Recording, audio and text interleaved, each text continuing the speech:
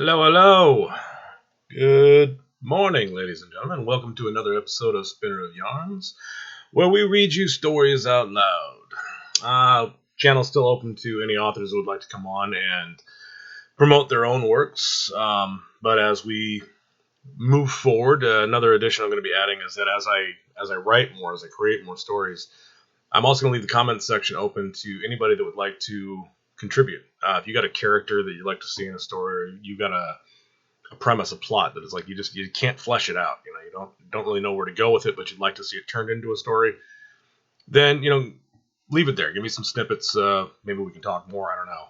But if it develops into something, like if it develops into a full-length novel, not just a short story or whatever, then yeah, I'll definitely give you writing credit on all of that.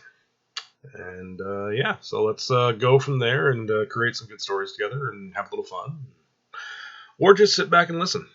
As always, please do make sure to hit the like button, subscribe, and hit the notification bell down below so you can stay updated every time I upload a new story. So let's get into this next chapter. It's been a while. Sorry about that, guys. I had a lot of things going on. Chapter 5 in Blood of the Wolf, Matters of State.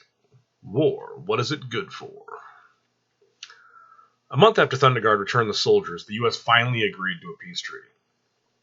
With the rest of the world seemingly at their doorstep, ready to overthrow what they had left, they decided that they needed a strong ally.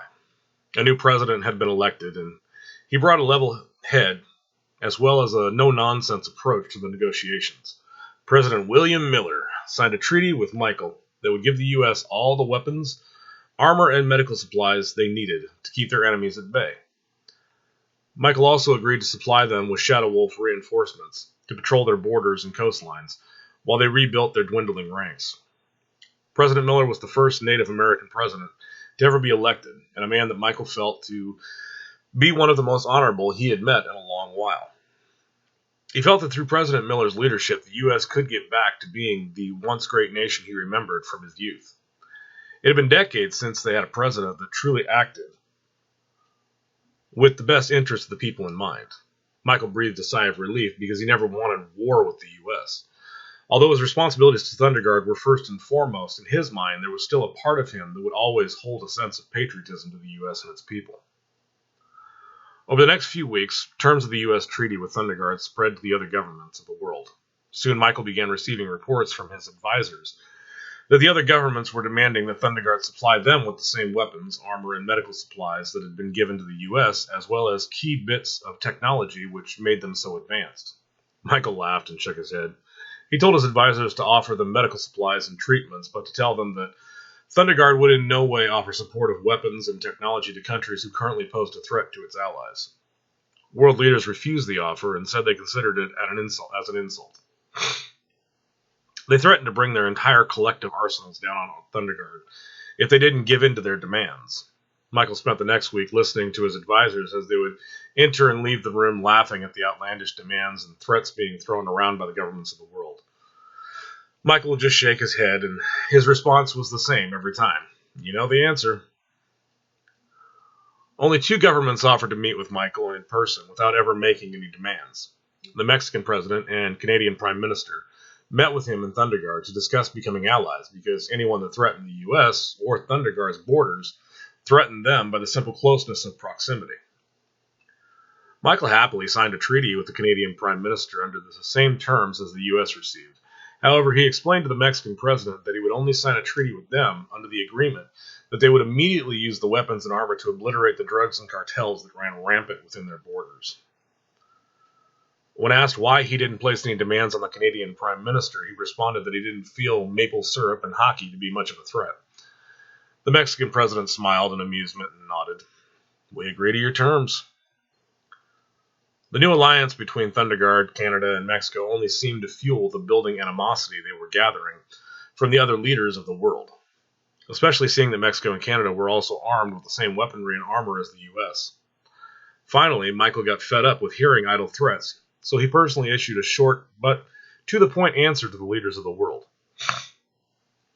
The alliance between Thunderguard, the U.S., Mexico, and Canada was a strategic and political move towards what I hope will be a path that leads to peace in the future. They were also the only countries to approach us with requests instead of demands. Now, although I do hope for peace one day, I will not tolerate any more threats from your governments.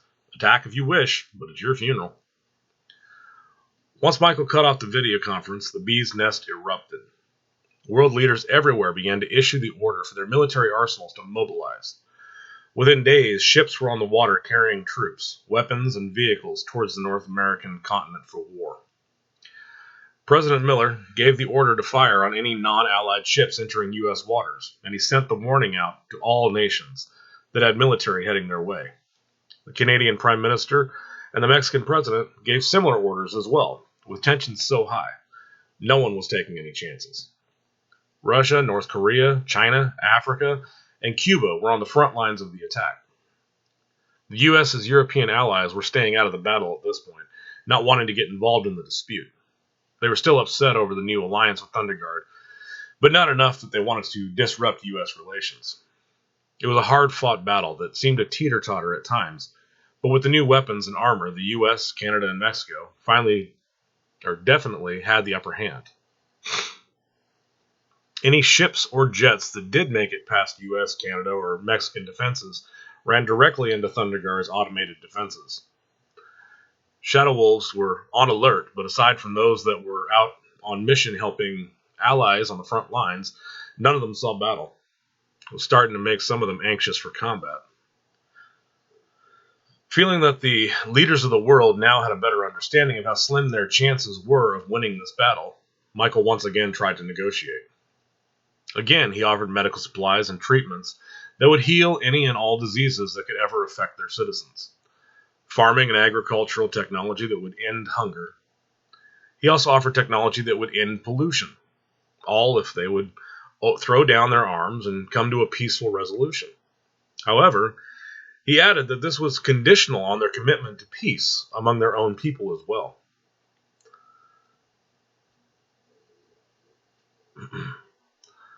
Referencing the ongoing wars in the Middle East and elsewhere, he let all the leaders of the world know that Thunderguard would in no way support their petty grievances.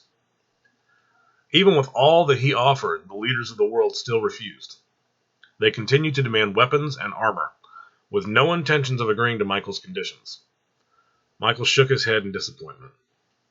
So be it. Michael sent his Shadow Wolves to Mexico, Canada, and the U.S. with equipment to build automated defenses that would protect them as well. He wasn't going to allow the arrogance and ignorance of others to disturb people that only wish to live in peace. Within 2 months, the automated defenses were ready to go online. He kept the West Coast completely secure by setting up automated defenses in the Hawaiian Islands that were powered by the volcanic activity of Mount Kilauea, Mount Mauna Loa, and Mount Hualalai. God, I hope I pronounced that right. As a thank you to the Hawaiian government for allowing Thunderguard to set up these defenses on their island, he put generators in place that also used the volcanic activity to power everything in the island chain with cost-free, limitless energy. Thunderguard was quickly starting to grow in popularity among the people of the world, no matter what their government's opinion was. Soon they were inundated with requests from people to become citizens of Thunderguard. People were willing to agree to anything just to get away from all the warring of their nations. Michael knew that eventually, to defeat the things that would plague the planet, Thunderguard was going to need numbers. They were going to need far more soldiers than they had to stop the hordes that would one day take this realm for their own. Try to take this realm for their own. Michael put Thundertech Industries to work on developing housing that could expand their borders to the ocean floor. Over the next 6 months, Thunderguard began going through the process of verifying that those requesting asylum were actually refugees needing their aid and not foreign spies attempting to infiltrate their borders. While they were doing this, Thundertech Industries started construction on undersea habitats that could accommodate millions with housing, agriculture, medical aid, and entertainment. Once all the refugees had been accepted as citizens of Thunderguard, 5 million lived in the ocean habitats, while another 3 million had been housed in new developments between Portland and the coast. At first, citizens of Thunderguard worried that the immigration of so many refugees would greatly affect their way of life, but after seeing how easy the transition was, their concerns were quickly put to rest. All seemed to be going well until Michael started getting reports of some of their new citizens from the Middle East receiving communications that their family that had remained and decided not to make the journey were now being threatened by religious extremist factions. They were being told to infiltrate Thunderguard's security and attempt to disrupt their defenses from the inside. Michael had his forces go out and round up those involved with orders to bring them before him. Throughout the day, he met with 500 of Thunderguard's Middle Eastern citizens, who all gave him the same story.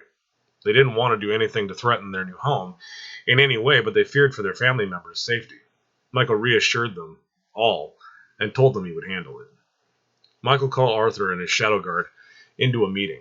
When they arrived, he had Skywolf start playing a slideshow of all the Thunderguard citizens whose family members were being threatened over in the Middle East. It's come to my attention, members of our kingdom are being told by ISIS to undermine our security, otherwise their families in the Middle East will all be killed. These cowards are using women, children, and the elderly as leverage. This evil will not go unpunished. I've called you here today to pass it through our ranks that Thunderguard is going to war. Prepare 10,000 of our troops for battle. We leave in the morning. Once the Shadow Guard had left the room, Michael and Skywolf set up a conference call with President Miller, the Canadian Prime Minister and the Mexican President. Once he explained the situation to them, he let them know that Thunderguard would be going to war with extremists in the Middle East. He let them know that they would not be limiting their attack to ISIS, because the fall of one group would just give rise to another. Thunderguard was waging war on ISIS, Al-Qaeda, Hezbollah, and any other group that sought to bring terror to the Middle East. There was a long silence from the other leaders before they could speak. Michael continued. Let me be clear. I'm not asking for permission, and I'm not requesting aid. However, as allies, our actions affect one another. Therefore, as a show of good faith, I'm letting you know first before we start this assault. The Canadian Prime Minister and the Mexican President both expressed concerns over the safety of their citizens once the assault begins because of sleeper cells that may already be within their countries, just waiting for orders to attack. President Miller nodded his head in agreement. How do we know that your actions won't lead to attacks within our own countries? Michael sighed. You don't. What I can promise you is that within days, we will know where every one of these terrorist cells is hiding, who their supporters are, and how many of them there are. President Miller looked confused. How can you be so sure? Because the same nanotechs we released into the atmosphere to render your nuclear weapons harmless are still active. All we have to do is reprogram them to seek out these individuals wherever they are. The data they collect will be sent back to our main computer and translated.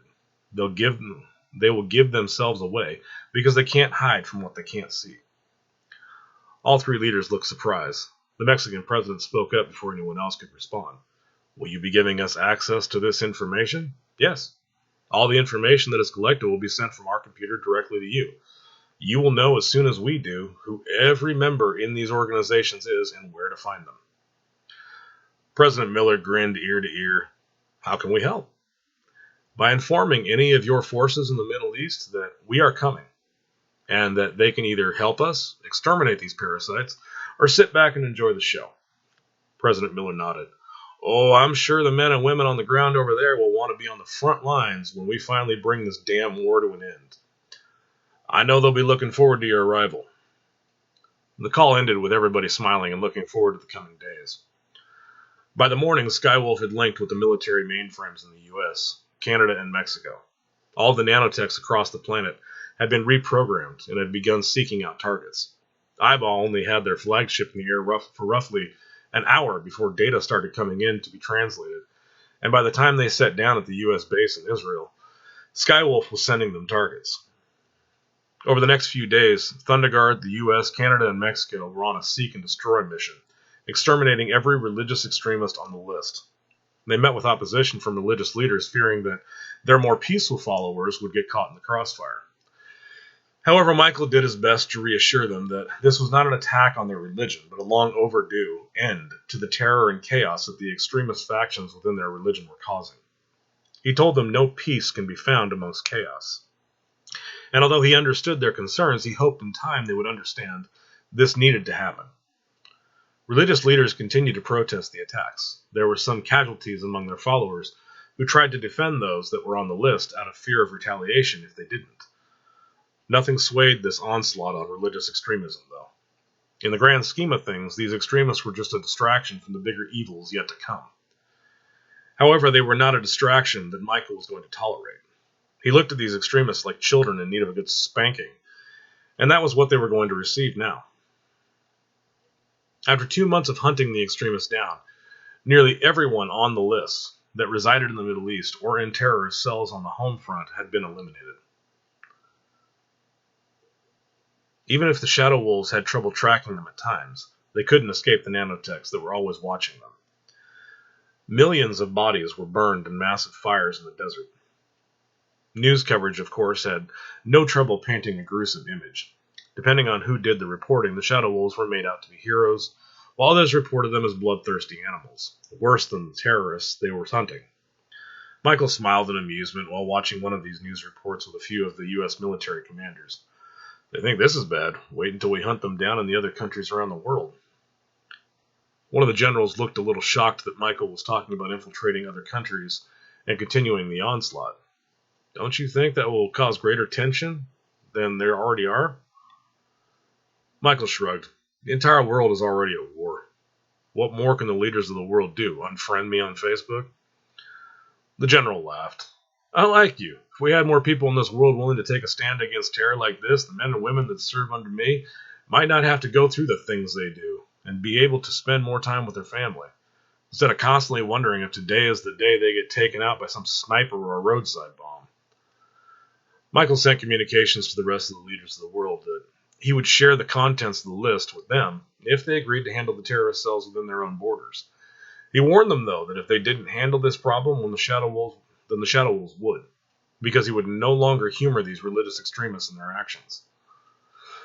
A little over half of the leaders agreed to handle it on their own, while the rest almost dared him to enter their countries. They threatened that any intrusion by the Shadow Wolves would be met with swift and lethal force, as they boasted that not a single one would leave their borders alive. Michael shook his head in frustration. He gave them a week, while he waited for results, but the ones that refused did nothing. Some even negotiated an alliance with the extremists. This enraged Michael. As soon as Michael gave the order, the Shadow Wolves boarded the warship. Eyeball's crew punched in the coordinates of the first destination and the ship lifted off. Kim Jong-un was allowing members of ISIS to stay at his palace, promising that the Shadow Wolves would never make it past their military. It was early afternoon when Eyeball's warship decloaked, less than a mile away from the palace. Alarms began going off as military started scrambling to get jets off the ground and anti-aircraft weaponry into position. Michael sent one more communication to the North Korean military. Send out the members of ISIS, and no one will be harmed. There was a long pause before one of the crewmen in charge of external sensors picked up multiple launches of anti-aircraft weaponry. Michael shook his head. Well, I guess we got our answer. Return fire and level the palace. Eyeball got excited. Fuck yeah! The warship opened fire on tanks and jets with lasers and railguns, then bombarded the palace with fusion implosion missiles and photon cannons. Michael looked over at Eyeball and raised an eyebrow. Wonder what's going through their heads about now. Eyeball laughed. Their asses, I'd imagine. The rest of the crew broke out in laughter. One of the crewmen shouted over the noise of the crew. Sirs, there's movement in the tunnels below the palace. It looks like they're escaping. Michael signaled Arthur, who immediately ran for the exit hatch with a deployment of Shadow Wolves, who followed him out of the ship and free fell the 300-foot drop to the ground. They left craters as they impacted and made their way toward the palace. The military was busy dodging heavy weapons fire from the warship, so their path was pretty clear. As they entered the palace, there were bodies everywhere, mangled and broken, crushed under pieces of debris. They rushed through searching for the entrance to the tunnels below, but they weren't seeming to have much luck. Arthur called Michael on the radio and gave him the update, so Michael had the crew position the ship over the portion of the tunnel that extended outside the palace, then gave the order to fire the photon cannon and make an opening.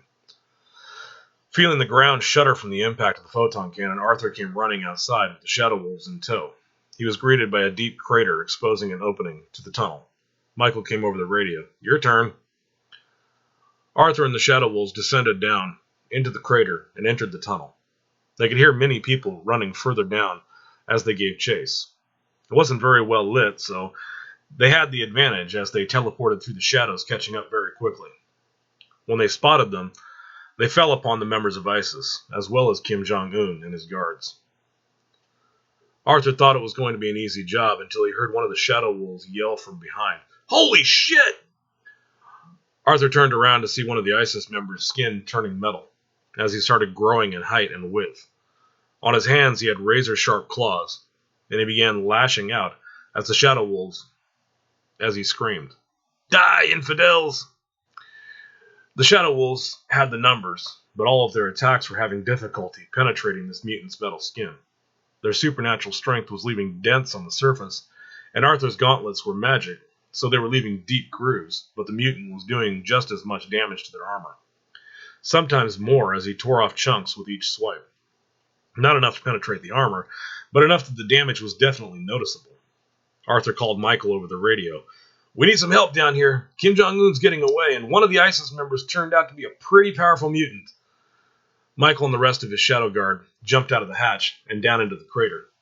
When they found Arthur and the wolves, they were in a seesaw battle with the mutant. Other members of ISIS were further down the tunnel firing at them, while Kim Jong-un made his escape. Michael pointed down the tunnel as he looked at his shadow guard. "Go after Kim, I got this." They nodded and rushed past, while Michael dodged a slash from the mutant that was aimed at him, and then caught his hand by one of the clawed fingers. The mutant struggled to release his hand from Michael's grip, but as he did, Michael wrenched his finger backward. His metal armor skin groaned as his finger began to crease from stress. The mutant screamed out and released the wolf he had in his other hand as he reached for Michael, trying to force him to let go. Michael looked at Arthur and the rest of the wolves. "Go finish the job. I'll handle this." Arthur nodded. "For the wolf!" He moved down the tunnel with the remaining wolves, leaving Michael to deal with the mutant. The ISIS mutant fought through the pain as he stood up fully, breaking his own finger so he could attack Michael. "I am the hand of Muhammad, and you will die, infidel." The mutant slashed at Michael's helmet with his other clawed hand. Michael danced back, releasing his finger and dodging the attack. The mutant continued to move forward to take advantage of what he felt was a small retreat on Michael's part, but as he launched his next attack, Michael grabbed his arm and sidestepped. He pulled him forward and punched him in the face, causing his head to dance back and dislocating his jaw. "This is getting boring." As Michael's next punch came in towards the mutant's head, his fist began to glow with kinetic energy, and as it impacted, a kinetic blade passed right through the metal armor and pierced his skull. As the blade dissipated, the mutant fell down dead, twitching on the ground. But as the metal began to disappear, Michael could see that his body had started to glow bright orange. Though his body lay lifeless, his brain wasn't fully dead yet, and seemed to be enacting the mutant's final vengeance by reflex. Michael tried to get out of the way, but before he could, the mutant exploded, bringing the tunnel down on top of him. The blast tore through his armor, almost disintegrating it. Michael was able to put his shield up in time to protect his body, but the concussive force of the blast, with the rocks falling down on his head, knocked him out. He awoke under a pile of rubble, and could hear the faint muffled sounds of his shadow guard on the other side of the debris, trying frantically to free him. The fact that he allowed himself to be caught off guard made him angry. As he started to push himself up, he flexed his psychic energy, sending out a kinetic wave that sent the rubble flying in all different directions. His shadow guard and the other wolves dodged flying debris as they looked to see Michael emerging from the crater that was surrounding him. The last remaining shreds of his armor fell off his body as he floated up out of the crater and sat down next to Arthur. Arthur looked at the crater and then back at Michael. "So how'd that turn out?" Michael just raised an eyebrow and shook his head in frustration. "Who would have guessed a suicide-bombing mutant?" They both laughed a little in amusement at the idea. Michael reached back towards the rubble, realizing his sword was no longer attached to him. The dirt began to shift a little as his sword floated up out of the crater and into his hand. He looked around at the crumbled remains of Kim's palace and the caved-in escape tunnel. "So how'd the chase go? Did you catch him?" Arthur gave him a sarcastically puzzled look. "Do you really have to ask?" Michael smiled as Arthur continued. "We caught up to them. They all turned to fight. But, as you might have guessed, it was a slaughter. Once everyone around him had fallen, Kim was on his knees begging for his life." Arthur pointed towards a couple of shadow wolves that had Kim Jong-un in custody. Michael nodded. Put him in one of the holding cells on the ship. We'll pass him off to the U.S. troops to be brought up on war crimes. Charges for North Korea's initial attacks on the U.S. It's not like we have any use for a Korean dictator. Transport ships flew down to pick everyone up and bring them back on board the Raging Fang, as Eyeball was now lovingly referring to Thunderguard's flagship. Of course, the new name did spark some friendly rivalries, as Arthur continuously told him it sounded like the Raging Fag. It was quickly squashed once Eyeball threatened to tell Jenna and Ecstasy once they returned home. Arthur knew how they treated anyone that said derogatory terms about gays, and he didn't want to take the chance that they might be able to overpower him. After all, Jenna had already told Arthur he looked like a naughty boy, and she wouldn't mind punishing him. The remainder of their crusade to wipe out the extremists went pretty uneventful, especially after the display in North Korea got passed around to the rest of the countries harboring them. Most of those countries exterminated them on their own, sending Thunderguard the film footage as proof so they wouldn't bring their flagship. Those that didn't gladly handed them over to the Shadow Wolves to deal with. Within a matter of weeks, the extremists had been wiped out. Israel, South Korea, Ireland, Scotland, and Australia joined Thunderguard as allies, seeing the display of their power and having great respect for the fact that they keep their word. They wiped out religious extremism in the Middle East with extreme prejudice. Over the next few months, Thunderguard supplied them with the same weapons, armor, medical, and scientific advancements as the rest of their allies, as well as automated defenses to allow them to live in peace without threat of outside retaliation for their alliance. Thunderguard was proving to the world that they were a superpower and not someone to cross. A side effect of the nanotech seeking out all religious extremism was that now they knew the locations of extremism and terrorists of every faith and race. So while Michael and Thunderguard were content with wiping out extremism in the Middle East, since they were the only terror groups thus far threatening their citizens, the rest of their allies went about hunting down the other extremists in an effort to end terror everywhere. This made Michael smile, seeing Thunderguard's allies making a true effort towards a more peaceful future. And that is the end of Chapter 5. So, if you like what you heard and you want to hear more, please do hit the like button down below, hit the subscribe and notification bell to be updated every time I upload a new story or another chapter. Also, in the comment section, please, if you got any ideas for stories, any characters that you think would be cool in a story, but you can't really flesh out that story, let me know. Let's see what we can make, and we'll move forward from here. All right, guys. Well, it's been nice chatting with you and giving you a little story to get you through the day, and I will see you again soon.